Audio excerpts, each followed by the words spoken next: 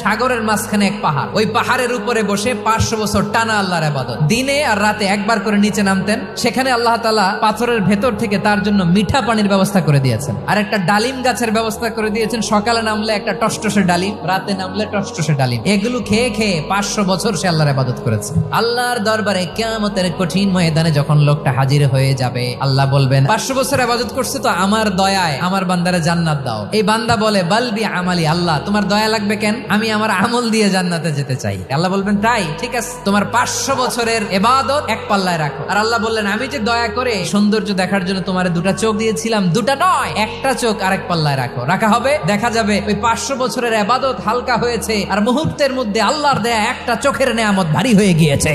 ফলাফল দেখো, হিসাব বলে তুমি এখন জাহান্নামে যাবা, যাও এবার জাহান্নামে যাও। এবার লোকটা কাচুমাচু করে বলে আল্লাহ এবার আমি বুঝতে পেরেছি তোমার দয়া ছাড়া দুনিয়ায় কেউ জান্নাতে যেতে পারবে না।